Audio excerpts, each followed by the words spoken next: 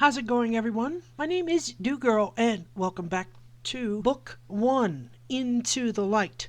Last time we left off, I explained what my friend F, from here on out known as Besh, and I have created by weaving our storylines into the storyline of Harry Potter. So we've created a fan fiction based on a fan fiction, if that makes any sense. Anyways, let's get on with part 2, Hogwarts. Besh shook his head quickly, trying to calm Tiff down. No, Sparky. The headmaster is like the head of a school. He's really old, really powerful, and really kind. At least, that's what I've heard. He must be a good guy, according to what's on his chocolate frog card. Besh looked at Tiff for a little while longer. It'll be okay. The headmaster is on our side. This much I know for sure. Besh finished, hoping to comfort her. At that moment, the train started to slow down, and Besh looked out of the window of their compartment to see a huge castle surrounded by a lake. The castle had countless turrets and towers, and the whole thing looked extremely ancient. Is that? Besh trailed off. Hogwarts. Yes, it is, Hermione finished for him. over 1,000 years old, every bit as magical and lively as it was at its creation. I've read all about the school in Hogwarts A History, she continued. There were 4 founders, Godric Gryffindor, Helga Hufflepuff, Rowena Ravenclaw, and Salazar Slytherin. They founded Hogwarts and created 4 houses, one name for each of them. It's been like that for centuries. Besh thought, as he got his stuff off the overhead rack and prepared to get off the train. That's impressive, Hermione. Why am I so nervous all of a sudden? Sparky, why do I feel so nervous all of a sudden? He asked her, hoping that she could help him. Tiffany looked at him. It was the first time he had asked her a question, and not the other way around. She then looked back at the castle to give herself time to think. Our lives are about to change, she said, staring at the castle as they walked. Whether for better or worse, I'm not sure, but they're gonna change. Maybe that's why we're nervous, she said, smiling for the first time at Besh. Earth's years this way, please, Hagrid called. Tiffany practically ran up to him with Besh. She was happy to finally spot something familiar in this strange land. When Hagrid arrived where they were walking, Tiffany's smile fell. Agrinas! She shouted, pointing at the water. What? Besh asked. Remembering Besh couldn't understand Keeson, Tiffany repeated the word in Animalese. Water. I hate water. Master dunks me in a tank when I'm bad. Besh, I can't swim. Tiffany then saw the boats. We get in wood things? Tiffany asked, pointing at the boats, slightly embarrassed for making such a scene. Besh looked at Hagrid, who was clearly confused by Tiffany's outburst. She can't swim. She got scared by the lake, Besh said, and Hagrid's face cleared. Turning back to Tiff, he said, Yes, Sparky. We ride across the lake in boats. We can't swim across. It's far too big. Come on. Taking her hand, Besh led Tiff slowly to one of the boats and stepped in, pulling her into the boat with him. Hagrid, who had a boat to himself, pointed toward Hogwarts and shouted, Forward! Immediately, all of the boats as one started moving slowly forward towards the castle. In the moonlight, Besh could see Harry, Ron, Hermione, and a round-faced boy sitting in another boat. Not much longer until inside the castle, Sparky. And you were right. I'm just afraid of change. But we'll get through whatever gets thrown at us, yeah? Tiffany nodded, then cast a nervous look at the water again. In its reflection, she noticed Malfoy pointing at the two of them and whispering, "Sorry for making such a fuss back there. I just really don't like water," she said, smiling weakly at Besh. Soon as they arrived at the other side, getting out with Besh, Tiffany and Besh followed Hagrid to the front doors. Soon they arrived at the great hall, where they were met by a stern-looking witch with her hair up in a tight bun. Tiffany flattened her ears against her head and looked up at the witch. "Master looks at me that way all the time," Tiffany whispered to Besh. Welcome to Hogwarts. In a moment, you will walk through these doors and join your classmates. But before you can take your seats, you must be sorted into your houses. While you're here, your house will be like your family. Your triumphs will earn you points. Any rule breaking, and you will lose points. I will go alert the headmaster. You have arrived." Tiffany then watched as the witch walked off. "So it's true, then," a voice said, once they were alone. "What they were saying on the train. Harry Potter has come to Hogwarts." Tiffany and Besh watched as the rude blonde boy approached Harry. "This is Crabbe and Goyle, and I'm Malfoy. Draco Malfoy." Ron sniggered. As Malfoy's eyes flicked to him, they fell upon Tiffany. Instantly, Malfoy grabbed her muzzle and pulled her forward. "You don't want to go making friends with the wrong sort, Potter," Malfoy said, squeezing Tiffany's muzzle. Tiffany growled, and her hackles raised. The boy cried out as electricity surged through the quasar into his hand. "I think I can tell the wrong sort for myself, thanks," said Harry. Tiffany laughed, and Malfoy went to grab her again. Now it was Besh's turn to snarl, and snarl he did, allowing his throat to morph into a throat similar in structure and muscle to a lion's. He opened his mouth and let out such a nasty growl that Malfoy literally jumped 2 feet in the air and staggered back away from Tiff. Now, Malfoy. Draco Malfoy," Besh said mockingly. He'd had enough of this. "We saw what happened the last time you reached out and touched Sparky here," he said, gesturing to the quasar. "Are you really up for being electrocuted again? You could die painfully and slowly from overloading yourself with electricity. Or..." His voice got even lower until it sounded positively deadly and demonic. "I can just maul you now and save Sparky the pain from having your nasty hands on her muzzle." He straightened up and returned to his normal demeanor just as the stern-looking witch. "Professor McGonagall, she's the deputy headmistress," Hermione whispered warily. She was just as scared of Besh as many of the other students now. Returned, looking as austere as ever. "Come this way, please," she said in clipped tones, and spun on her heel to lead the first years into the great hall. Tiffany walked past Malfoy, making sure to stay close to Besh, Harry, Ron, and Hermione. "It's not real, the ceiling," said Hermione to another first-year girl. "It's just bewitched to look like the night sky.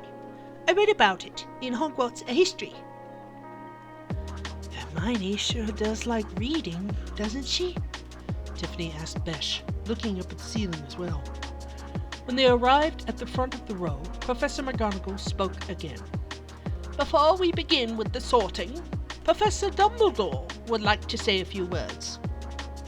An old man sitting in an ornate chair stood up. Tiffany perked her ears up towards him. "What is it?" whispered Besh. man, the one with the long hair and beard. He has a friendly air about him, Tiffany whispered, smiling. I've never liked anyone on first sight. Dad saw to that. But him, I trust him for some reason, Tiffany whispered. To our first years, please note, the third floor corridor on the right-hand side is out of bounds. Also, to our new and old students, the dark forest is forbidden to anyone who does not wish to die a painful death. Tiffany let out a whimper and folded her ears back. Thank you, said Dumbledore. Professor McGonagall then took out a long list. Now, when I call your name, you will sit on the stool. I will then place the sorting hat on your head, and you will be sorted into your houses. Tiffany looked nervously at Besh. Would they go into the same house? Besh just smiled and nodded. That she does. She's a good friend to have, as knowledgeable as she is. We'll never be in the dark with her around. Then they saw Dumbledore, and as he stood, Besh felt a strange sense of peace come over him, taking him by surprise. Yet he felt so peaceful, he didn't react. You aren't lying, Sparky. Something about that man makes it easy to trust him. I suppose it's a lucky break for the two of us, huh? Professor McGonagall then took out the list, and Besh could feel a sense of unease start to worm its way into his head. What if he and Tiff weren't in the same house? Besh wanted to stick with Tiff, no matter what. They couldn't do that if they weren't in the same house. Tychos! Besh! McGonagall called, and Besh stood, walking towards the sorting hat. He sat on the stool, and McGonagall set the large floppy hat on his head. It was so large it covered his entire head and came to rest on his brow. I see ambition, ruthlessness, a thirst for power. But what's this? A strong sense of loyalty as well. You would die for your friends, it's quite easy to see. And this next, intelligence, wit, a desire for knowledge, and protectiveness, and the courage to stand up for your friends no matter the cost.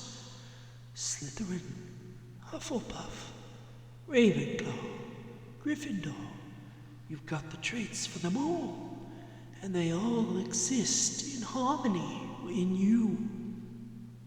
Where to put you? Where to put you? Anywhere that Sparky goes. Anywhere that Sparky goes. Anywhere that Sparky goes, Besh whispered repeatedly, hoping against hope that the sorting hat would put them both in the same house. Sparky? Who is this Sparky person? Oh, I see her now. She's not a person at all, is she? She needs someone like you around her. She looks broken. Let me tell you a little secret, Besh. I can see inside the mind of anyone I choose, no matter whether or not I'm on their head. No one else knows this except for you now, and Godric Gryffindor, but he's centuries dead now, so it's just you. Keep that secret, Besh. Now then. She looks very broken indeed, but there is the potential for recovery. And if she recovers, she'll be far more than a threat to any adversary she comes across. You say you want to be in the same house as her? Well then, Gryffindor! The house shouted out the last word, and Besh silently slid off the stool to go sit with the other Gryffindors, who were patting him on the back jovially. I hope Sparky gets put into Gryffindor as well. I know what the hat told me, but I can't help but worry. Tiffany clapped loudest of all those in line, grinning broadly. Harry was sorted into Gryffindor, Malfoy into Slytherin, Hermione into Gryffindor. Soon it was just Ron and Tristina. Wigginsworth! Tristina! Professor McGonagall called. Tiffany gave a frightened look to Besh, and slowly made her way to the stool. Even Professor Dumbledore leaned closer as Tiffany sat upon the stool, and Professor McGonagall placed the hat on her head. Ah, said the hat in her ear. So you're Sparky. Yes, very broken indeed. Poor girl. But what's this? A spark of bravery, long since hidden. Many things are hidden from you by your father's magic, but hopefully you will find the strength to overcome it. Please, put me with Besh. Please, Tiffany whispered, almost crying. Yes, you need someone like Besh beside you. Very well, child. Good luck to you, the hat whispered. Then it shouted, Gryffindor! Tiffany's heart nearly leapt out of her chest. Handing the hat back to Professor McGonagall, she almost knocked Besh over in the hurry to hug him. We're in the same house! We're in the same house! Tiffany cried, hugging him happily. When she looked at Dumbledore, the aging headmaster smiled to the two and nodded his approval. Besh grinned wildly, showing his canines unintentionally when the Sorting Hat put Tiffany in Gryffindor with him. He laughed and hugged her just as hard as she hugged him and said, I know! That Sorting Hat is my favorite hat in the world right now! He then staggered as Harry and Hermione tackled them as well, nearly knocking the Nekogen and the Quessa over. I'm so glad you three aren't Gryffindor with me, Besh said. Then McGonagall called out, Weasley! Ronald! Ron walked up to the Sorting Hat, looking very green. He needn't have worried. The second the hat came within touching distance of one of Ron's flyaway hairs, it shouted, Gryffindor! Ron sighed in relief and ran to the Gryffindor table to be knocked over by Harry, Hermione, Besh, and Tiff. Dumbledore then stood up and clapped his hands once. Instantly, the great hall felt so silent you could hear a pin drop. Now then, I have some other announcements to make, but now is not the time. He clapped again, and mountains of food appeared all along the table.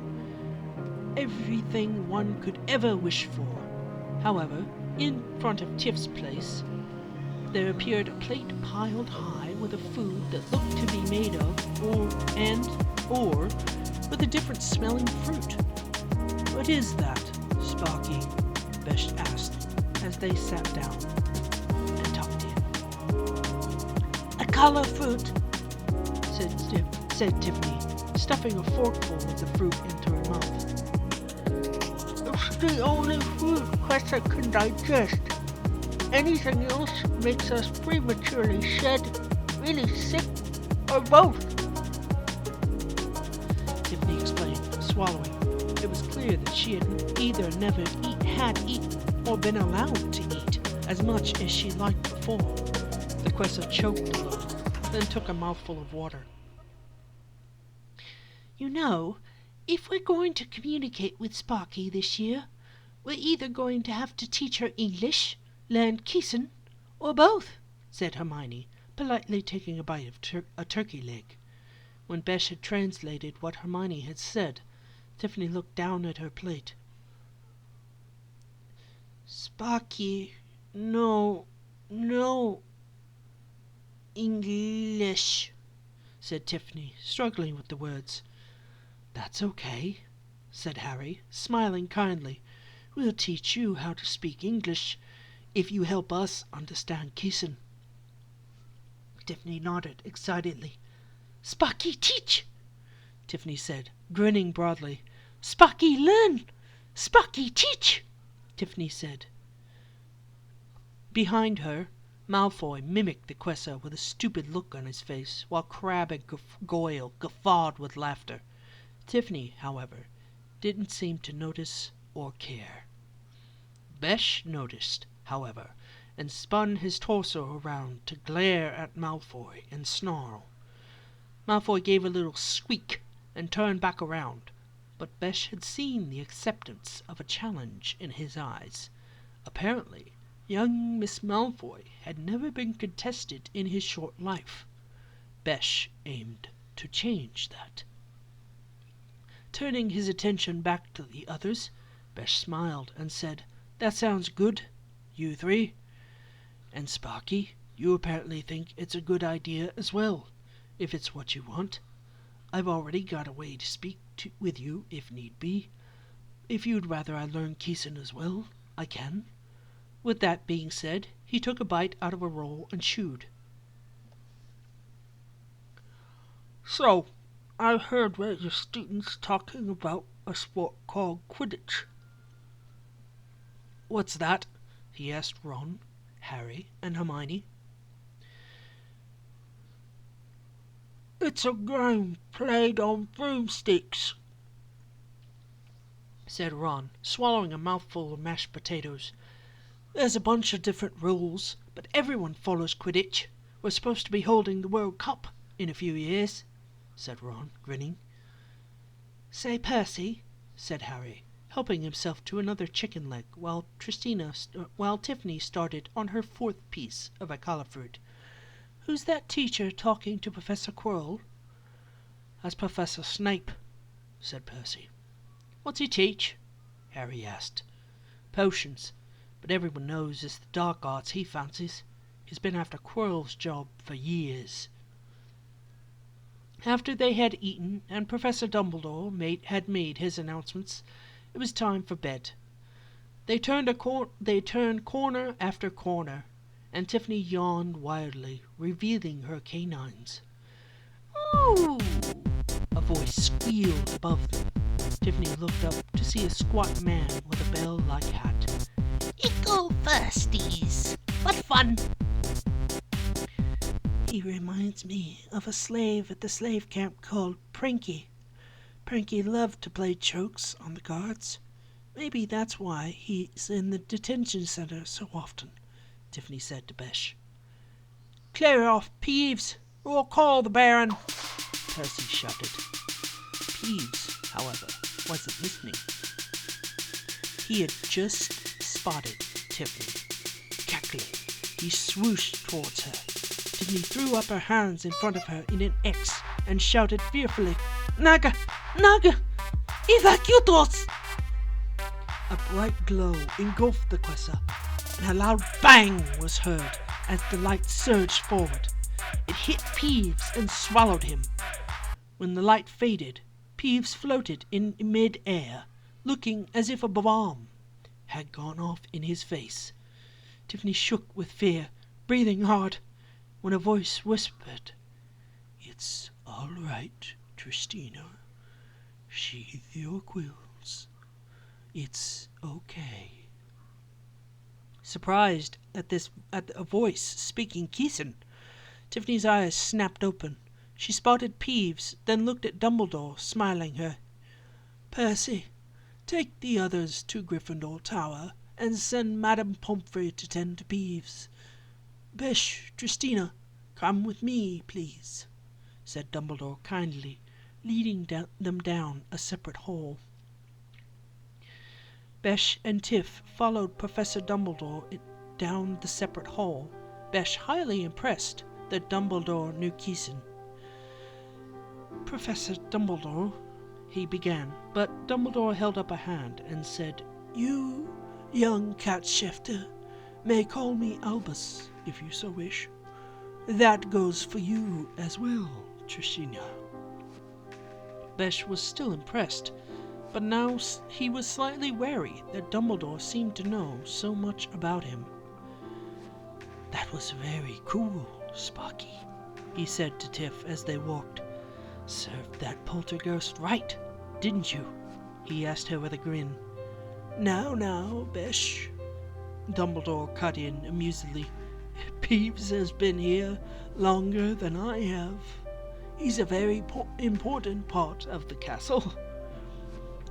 "Yes, sir, and that he's the most aggravating part of it," Besh cut in, not really meaning to be impolite, but causing Dumbledore to laugh all the same. Dumbledore's twinkling eyes turned to look at Besh behind him, and he said, "You've got quite the sense of humor. Now then." They got into a huge stone gargoyle. Dumbledore, or Albus, tapped the stone with his wand and said, "Chocolate frog." The gargoyle jumped aside, and Albus motioned to Besh and Tiff to step onto the revolving staircase that had been revealed. They stepped off and through a large door into a very spacious room that could only be Albus's office. "Albus, sir, I have some questions," Besh said, not really wanting to be so forward. Albus only smiled and sat behind his desk, gesturing for Besh and Tiff to sit on the other side. "That's perfectly all right. Now, I imagine the first is where I learned to speak Keeson." Besh simply nodded. He adapted fast and could tell that Albus knew far more than Besh ever would.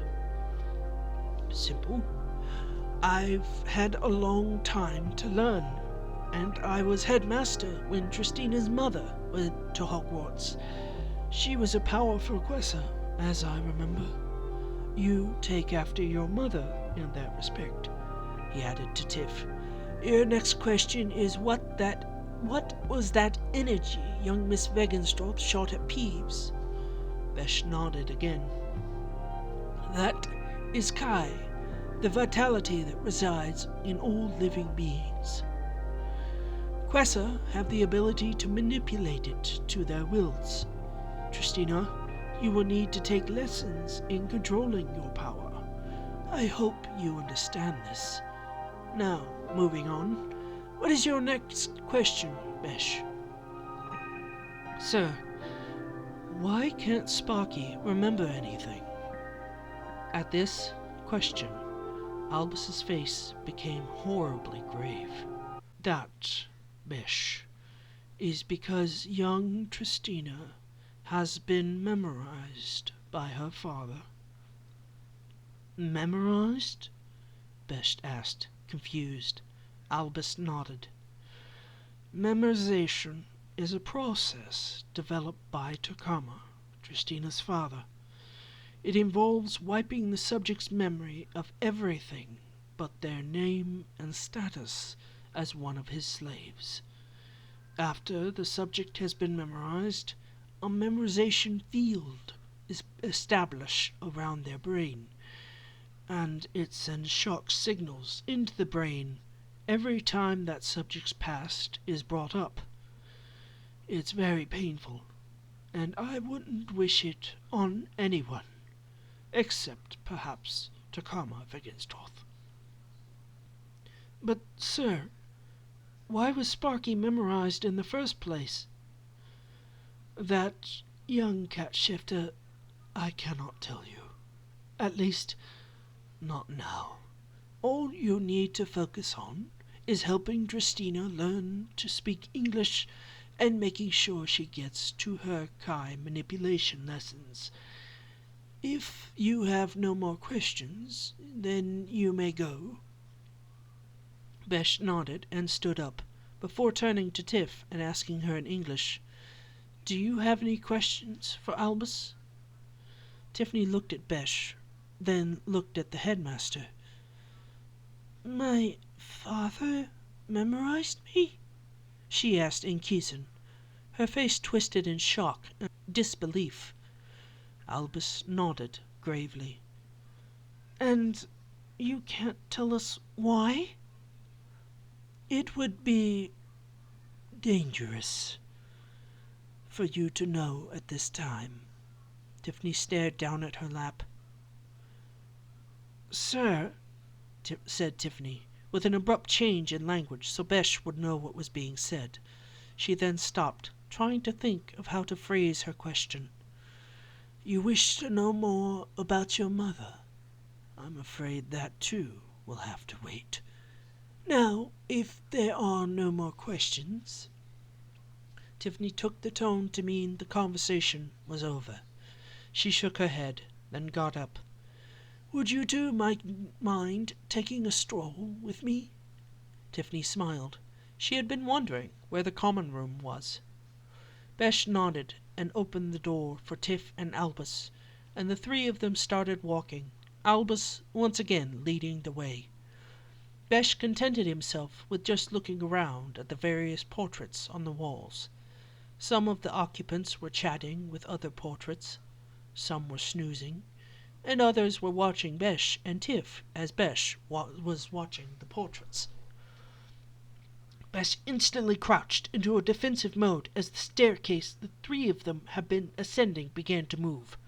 As he looked quickly from left and right, Albus simply chuckled and said, "The staircases do move. They move completely at random, so you'll just have to adapt." Besh straightened up and nodded, and they continued onward. Albus led them up a tower, many flights of stairs, until they got to a portrait of a woman who looked imperiously down at them, and said, "Password, headmaster?" "Caput Draconis," Albus said serenely, and the woman nodded and swung the portrait forward to reveal a hole in the wall. "Through there is your common room, Besh, Tristina," he said. "Your friends Harry, Hermione, and Ron will want to talk to you about what we've talked about. Tell them as much as you wish." "Thank you, headmaster," said Tiffany in Kiesan, giving a slight curtsy. "Oh, and Tristina, your Kai lessons will begin at 4 a.m. tomorrow morning." Tristina nodded and translated it to Besh as they walked. As they talked, Tiffany frowned in thought. "What is it that Takama is so desperate to keep from me?" Tiffany wondered as she followed Hermione up to bed. "Winkydika, Hermione," Tiffany yawned as she climbed into her first real bed. "Winkydika?" Hermione asked, scratching her head. Tiffany sighed and sat down on her bed. She then stared at the floor a moment, then held up one finger. "First word," said Hermione. Tiffany nodded, then gave her a thumbs up. "Good." Tiffany nodded vigorously. The Questa then held up 2 fingers. "Second word," said Hermione. Tiffany pointed to the night sky. "Moon?" asked Hermione. Tiffany shook her head. "Sky? Stars?" Hermione tried. Tiffany shook her again. "Oh, night!" Hermione cried in exasperation. Tiffany nodded. "Good night." "Oh, good night," said Hermione, smiling. "Winkydika is good night." "Winkydika, Hermione," said Tiffany, climbing into her 4-poster. "Winkydika, Tiffany," said Hermione, smiling as she went to sleep.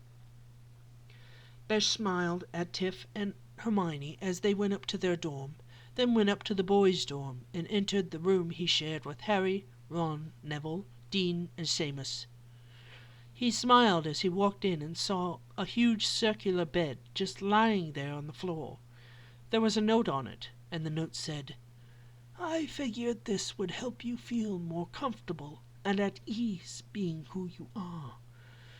"Well, it worked," Besh said quietly enough so that he didn't wake the others.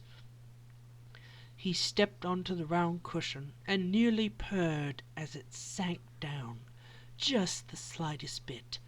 Noiselessly, Besh disappeared, and in his place was a rather large version of a house cat. He curled up on the bed and went straight to sleep. He hadn't been asleep long before he felt someone scratch behind his ears, obviously trying to wake him up. He stopped purring, which he hadn't realized he'd been doing until he stopped, and cracked open one eye, asking, "What is it, Sparky?" Sighing, he stood up and stretched, looking out the window and rolling his eyes at the nighttime like darkness. "All right, Sparky, let's go," he said, walking out of the dorm room and heading off. He stopped after a while and asked, "Sparky, where are your lessons supposed to be? Did Albus tell you?" Tiffany shook her head. "He just said be up at 4. "Oh!" She found Professor McGonagall waiting for them. "I will be hosting your Chi lessons, Miss Wagenstorff. Come," she said curtly. Tiffany's ears folded back, but she followed Professor McGonagall with Besh. The two soon followed Professor McGonagall to a large, expansive field in front of Hogwarts. "First lesson, you need to learn to gather Chi. After gathering, you can form it into balls," said Professor McGonagall. Drew the shape of a ball using bright blue stars from her wand. "Beams," Professor McGonagall then drew what looked like a fat worm. "Blasts," McGonagall then drew a fat oval shape. She stopped when she saw Tiffany had her eyes squinted shut and was holding her head. She shook her head to clear it, then looked up. "Sorry," she said, smiling. "Headache. Please, go on, Professor," Tiffany added, appearing interested. "There are several other shapes, but those you will learn in due time. Now, gathering Chi," said Professor McGonagall, taking Tiffany's hands and cupping them. She then brought them so she appeared to be begging for food. "Firstly, I need you to concentrate on a memory. Any memory will do. Let the emotion of it flow through you and force it into your hands." Tiffany looked around, thinking. As Tiffany's eyes fell on Besh, she smiled. She then closed her eyes and concentrated. Soon, small balls of light, similar to fireflies, formed and began to group together in Tiffany's cupped hands. "Excellent, Miss Wagenstorff! Excellent!" Professor McGonagall stopped as Tiffany dropped her hands and clutched her head, grimacing and trembling. "It hurt. It hurt," she whimpered, tears falling down her cheeks. Besh had been content to stand by and simply watch. He'd nearly gone for help the first time Tiff had said something about a headache, but figured McGonagall knew what she was doing. Then Tiff dropped to the ground, clutching her head, and Besh was there in a second, in protective mode.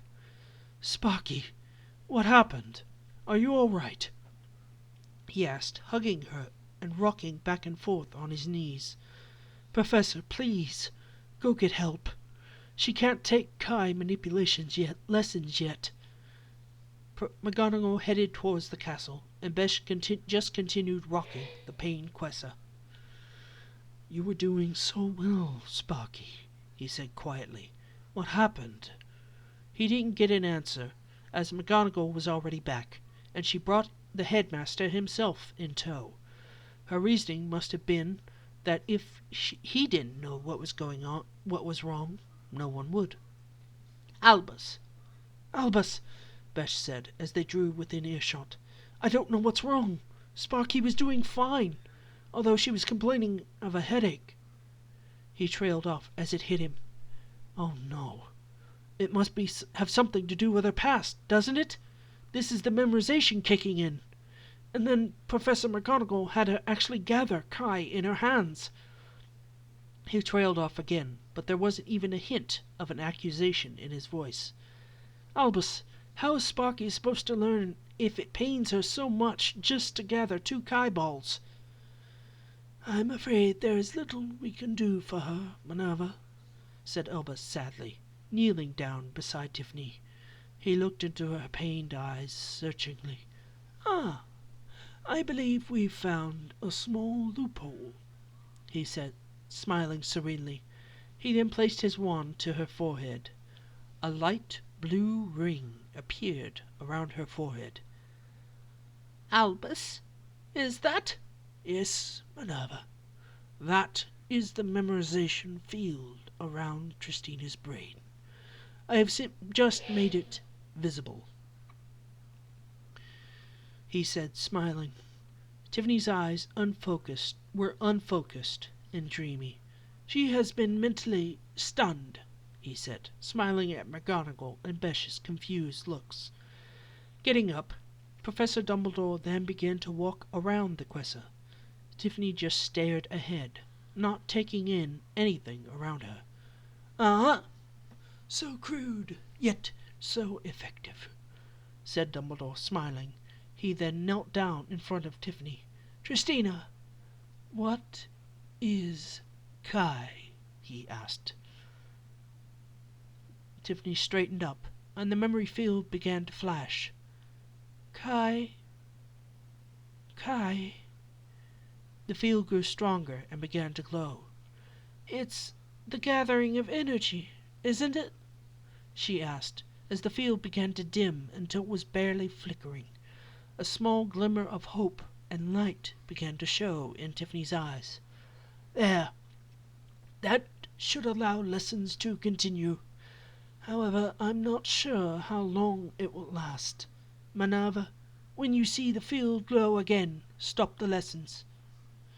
As Albus left, Professor McGonagall asked Tiffany to gather Kai again, which Tiffany did painlessly this time. Besh didn't entirely understand what Albus had done, but he saw that Tiff felt better, which meant he could relax. His ears came back off his skull, the pupils of his eyes dilated, and his fangs retracted back into his mouth. I'm glad you're all right, Sparky, he thought, as he watched Tiff and McGonagall continue the lesson. Besh made a mental note to talk to Albus about this mental stunning he'd mentioned in greater detail. He needed to know why it hurt her so much, and why they couldn't seem to undo Tiff's memorization. Soon dawn had arrived, and the memorization field had once again become strong. Let's stop there for tonight.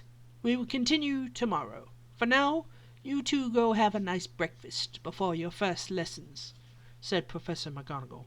Tiffany bowed low in a servant-like manner, then hurried off with Besh. Tiffany soon discovered that getting to the classes was about as exciting as the classes themselves.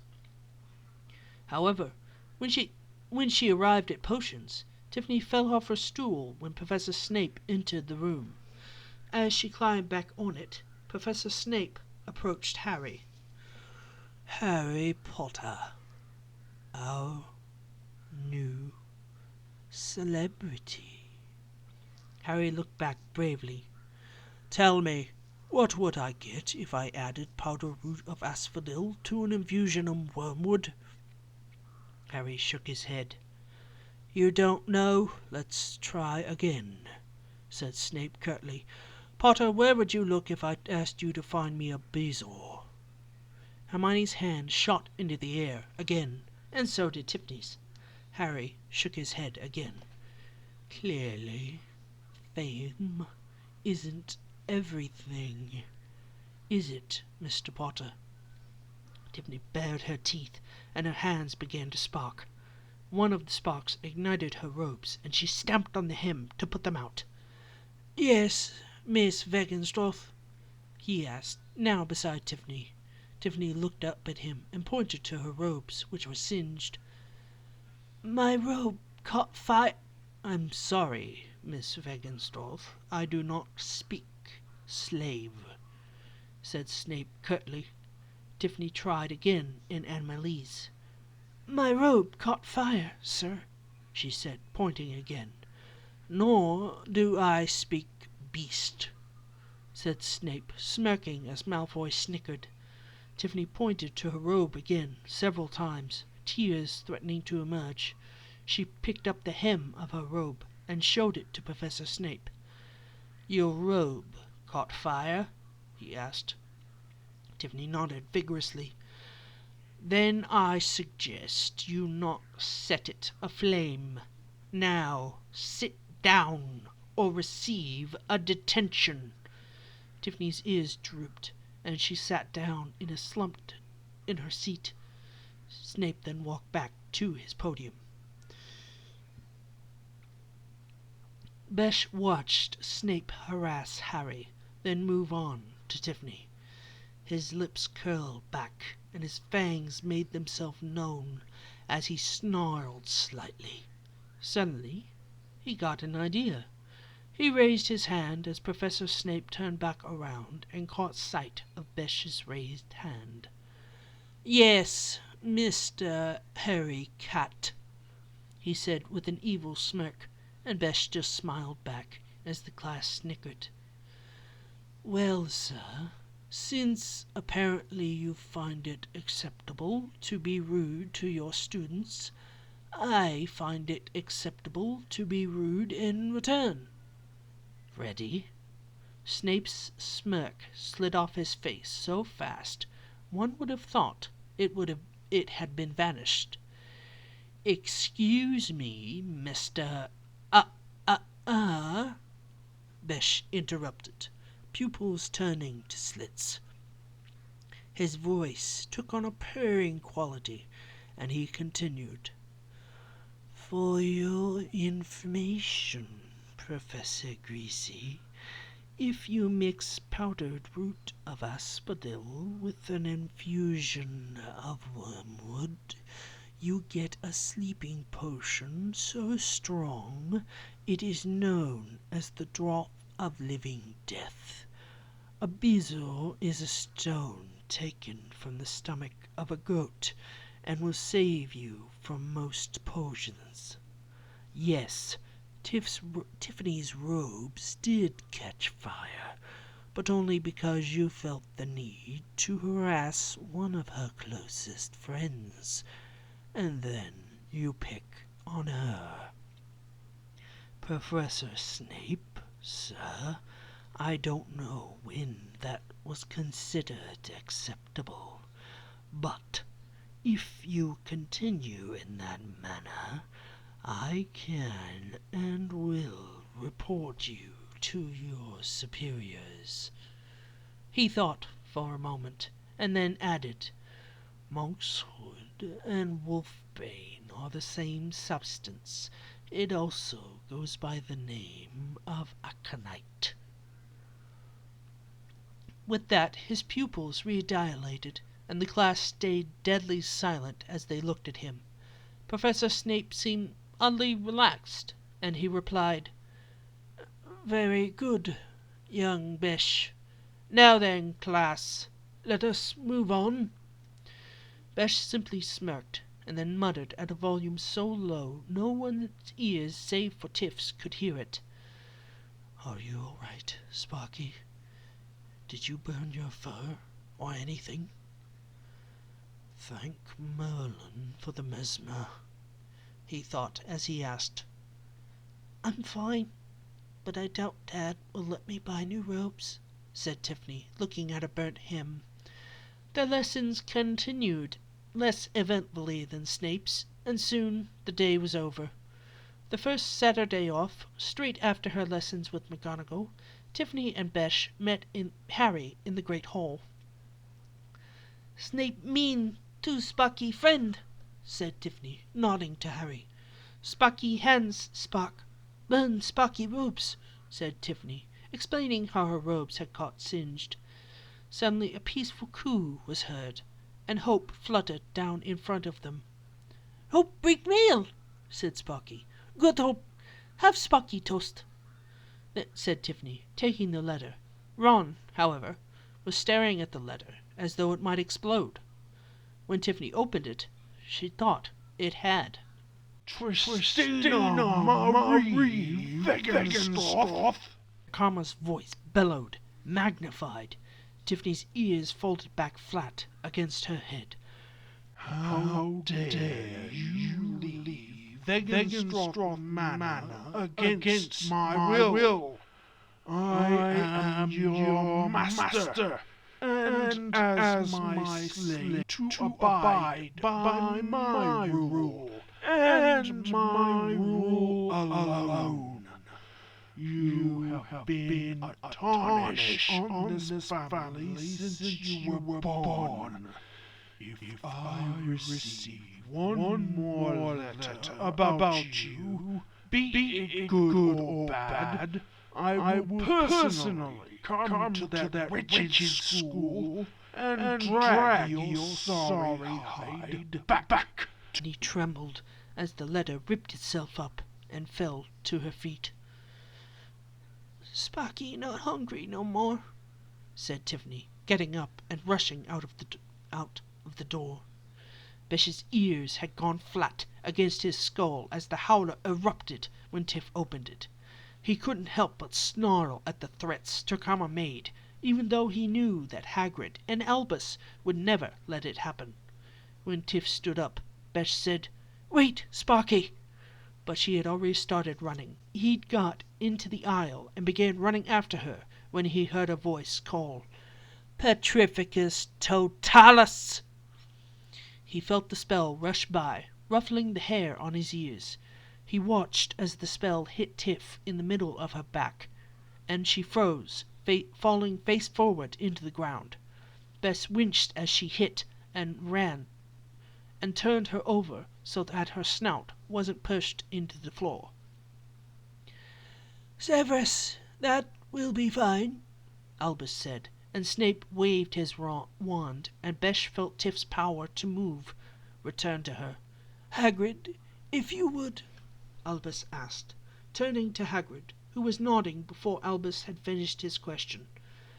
"Yes, sir, Professor Dumbledore, sir," Hagrid said, then gestured to Besh. "Come on, Besh, grab Tiff, and let's get her to the cottage." Besh nodded and picked up Tiff before placing an arm over his shoulder and helping her walk there. They walked across the courtyard, Besh purring anxiously the entire way there. When they finally got into Hagrid's cottage, Besh sat Tiff down on Hagrid's bed and immediately said, "He won't come and take you anywhere. I won't let him." "Now, Besh, you might not want to go round making promises like that," Hagrid cut in. Besh turned to him, shocked. "How long have you been able to speak the animal language?" "After living with Fang and near the Forbidden Forest all these years, I'd hope I picked up summat," Hagrid said with a laugh. "Anyway, don't go making promises like that. Leave it to Dumbledore. He'll fix things right up. He always do." Besh nodded and went back to purring in hopes to calm Tiff down. "Takama," he thought, "I won't let you take Sparky. Not as long as I'm here with her." Just then a thought occurred to Besh. "Hey, Sparky," he said, making sure to say it in English. "Your English has been getting better, hasn't it?" Tiffany nodded. "Sparky here, Besh. Sparky remember. Sparky learn English from Besh," said Tiffany, wiping her eyes and smiling. "Sparky no wanna go home. Sparky like Besh. Sparky like Harry, Ron, Hermione." Tiffany then looked up at Hagrid. "Hagrid and Dumbledore nice to Sparky. Sparky like Hagrid and do blade door too, she said, smiling. Sparky fight mas... Tiffany then groaned and held her head. Bad thought, said Tiffany, rubbing her forehead. Sparky have bad thought. Make Sparky head hurt, she said, straightening up again. We all like you too, Sparky.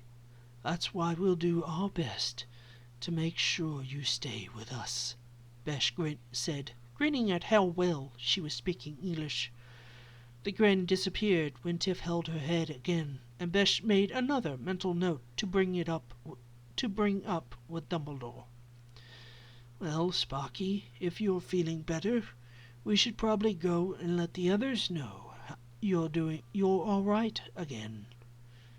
Hagrid said, You sure you don't want to stay for some tea? Besh thought about it, and then nodded. Sure, Hagrid. Hagrid beamed, and poured Besh and Tiff a huge mug of steaming tea. Besh brought the huge mug closer and bent to drink it, and it scalded his tongue. He grimaced, and Hagrid chuckled. Besh scowled, then rolled his eyes and muttered a cooling charm on his tongue, and then the tea, and sipped some again, and now it was at a normal temperature. After a few minutes of small talk, Besh said, Thanks for the tea, Hagrid, but we really have to go. Hagrid's face fell, then brightened as he said, Can you take some of these rock cakes to Dumbledore? I know he likes them. Sure, Hagrid, said Besh, and placed them in a bag. Come on, Sparky, Besh said, and the two of them headed back to the castle and up to Gryffindor Tower. As they entered through the portrait hole, Besh said, She's fine, you three. Calm down. Harry, Ron, Hermione all relaxed, and the five friends spent the rest of the day chatting and wondering about flying lessons the next day. I'm excited about it, said Harry. Hermione just smiled, and Ron nodded vigorously in agreement. I've never been flying before, Besh said thoughtfully, and had Harry not ever been flying before, Ron and Hermione would have given Besh an incredulous look. Besh shrugged and said, But we'll get to do that tomorrow. He then looked out the window and jumped up. What is it, Besh? Hermione asked, and Besh replied quickly, I forgot. I needed to see Professor Dumbledore about something. I'll be back later. He then walked out and headed for the gargoyle. He said the password, and when he got there, he knocked on the huge door and was beckoned in. Well, Besh, I expect you want to talk to me about Tristina. Besh nodded. Sir, what did you mean by mental stunning? Quite simply put, I stunned the memorization field around Tristina's brain so that it wouldn't hurt her for a period of time. Albus replied. Besh nodded, and he said next, Sir, also, how can Sparky overcome her memorization? Albus just shook his head, and Besh understood that the question was not Dumbledore's to answer. One more thing, sir. Ask away. Sparky said she intended to fight Turkama, or rather, she tried to, and got a headache before she could finish the thought. It gave her a headache. She said it was because she had a bad thought. How can that... My best guess would be that because Turkama is part of her past, and he is the one who enslaved her, which has also to do with her past, that claiming she'd fight her master activated the memorization field. It's probably another part of the memorization process, designed to decrease the chances of revolt, and resistance among his slaves. Besh nodded. That made sense. All right, sir. Those were the only questions I had. Albus nodded in reply and said, Then you may go. Keep an eye on Tristina, and have fun at your flying lessons tomorrow. Besh nodded to both statements, and then headed back to Gryffindor Tower. Finn, Part 2.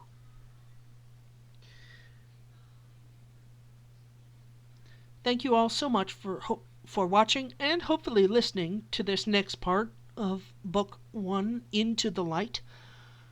I'm hoping to add a little more, as I said, voice acting and music.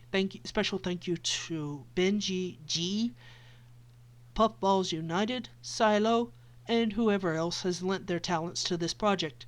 A very special thank you to my friend Besh, as well as future characters who I've role-played with over the years and continue to refine my talents. Take care of each other. God bless you all. And I'll see y'all later. Oh, I gotta rest my voice. I'm thinking of starting losing my voice.